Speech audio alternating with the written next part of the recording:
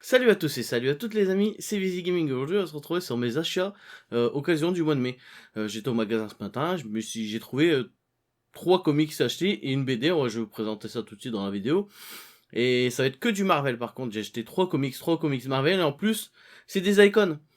C'est rare, c'est la première fois que je vois autant d'icons dans un magasin en occasion. Donc j'y ai profité. C'est 3 icons que j'avais pas. Enfin il y en a un que j'ai quasiment, je l'ai acheté, c'est Icon.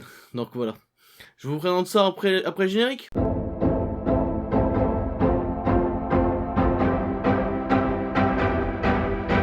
Donc je vais commencer directement à vous parler de ce que j'ai acheté aujourd'hui. On va commencer par la BD. Donc j'ai acheté Le Prince de l'Ennui de Stéphane Herto. Herto. Donc si je l'ai acheté, en fait c'est juste quasiment pour les dessins. Les dessins me paraissaient assez jolis. C'était un peu différent de ce que je voyais d'habitude. Et c'est un grand livre, c'est un beau livre. Hein. C'est un très grand livre, c'est un grand format. Hein. Par rapport à un comics. Vous voyez la différence de taille. Hein. Donc c'est vraiment quasiment que pour les dessins que j'ai acheté ça. Et aussi parce que j'aime les histoires de vampires. J'aime lire beaucoup, j'aime énormément les histoires de vampires. Et j'ai acheté quasiment que pour les dessins. Sauf que j'ai trouvé à 10 €. À 10 €, ça se refusait. Je trouve que ça se refusait pas. Donc je l'ai acheté vraiment pour découvrir.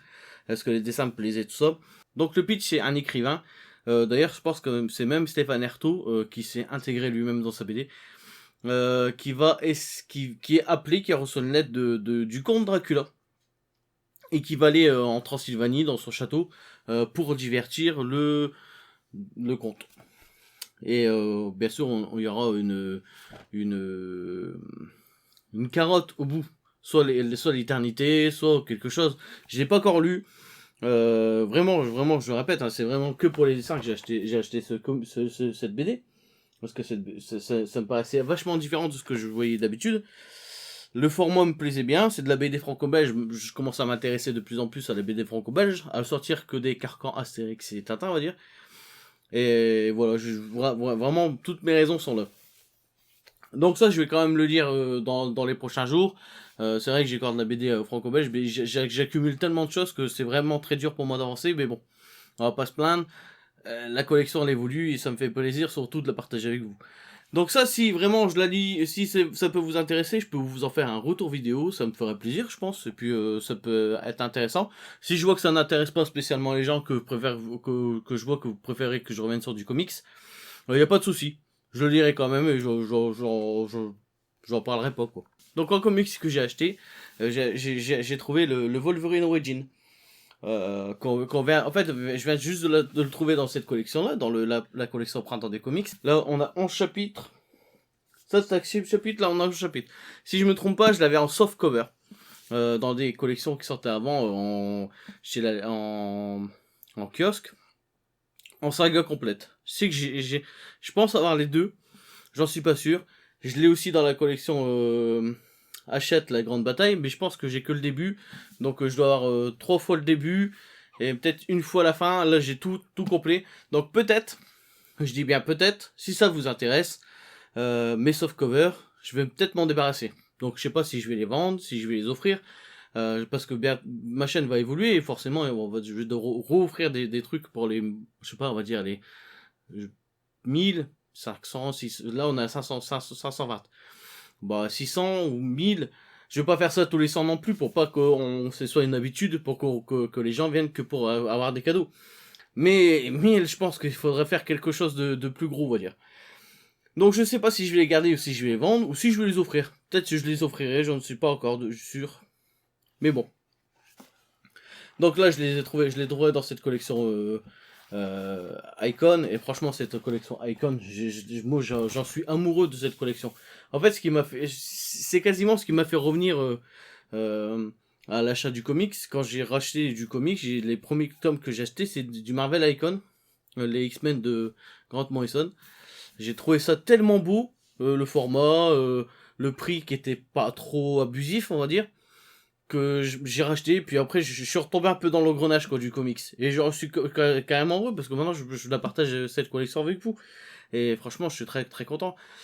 Mais ça va être une de mes premières lectures X-Men on va dire, parce que j'ai lu que du X-Men, les premiers tomes de All New X-Men dans Marvel Now, qui étaient vraiment vraiment très très bien.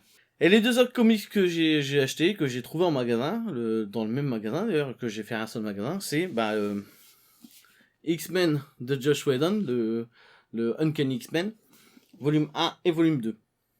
J'ai cru voir que ce tome-là était un peu plus coté, parce que je l'ai vu à 150, 200. Je sais pas si j'ai mal cherché ou c'est parce qu'il cote, je sais pas du tout. Mais c'est pas le prix que j'ai payé. J'ai trouvé les icons 20€. Ils étaient tous à 20€. Il y avait aussi la saga Spider-Man de Straczynski. J'ai vu du tome 1 au tome 3 à 20€. J'ai vu des intégrales. Je me suis demandé si ça m'intéressait, mais comme c'est des vieux, les premiers Spider-Man de 68, 62 à 63, et Fantastic Four aussi, je sais plus quelle année. Je me suis demandé si c'était vraiment intéressant, et c'était aussi à 20€. À la limite, dites-moi dans les commentaires si j'ai fait une bêtise de pas les acheter ou quoi. Mais bon, j'ai déjà acheté 3 icons à 20€, plus ma BD à 10€, ça fait 70€ de comics de BD aujourd'hui. Ça vaut, juste pour mon occasion, ça vaut quand même, j'ai quand même bien dépensé, on va dire. Donc c'est pas les premiers icons de X-Men que j'ai acheté les icons de Morrison. C'est même ce qui m'a remis à acheter de la BD, du comics. Mais je sais pas, j'ai pas su les lire. Peut-être j'avais pas assez de lecture, j'avais pas assez de temps de bagou, on va dire, pour m'intéresser à ça.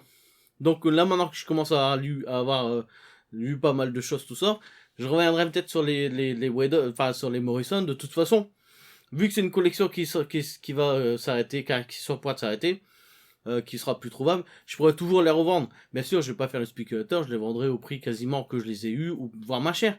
C'est mon but, c'était pas non plus de les revendre tout ça. Je vais me réintéresser à ça en tout cas, mais en tout cas, si j'ai acheté les X-Men, c'est parce que je voulais découvrir X-Men. À part les X-Men du Marvel Now, All New X-Men, où t'avais les anciens X-Men qui revenaient dans le présent. J'ai pas lu grand chose, et ça c'était vraiment bien. Ça, je pense qu'un jour je les achèterai en deluxe parce que c'était vraiment cool. J'ai genre les 2 premiers tomes que j'avais lu, que j'avais vraiment bien aimé.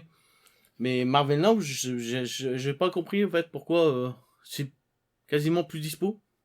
On les voit plus beaucoup en fait. Et donc c'est voilà. Donc voilà ce que j'ai pu acheter en comics occasion ce mois-ci. Hein. Donc pour l'instant, j'ai acheté les trois X-Men plus la BD que je vous ai présenté.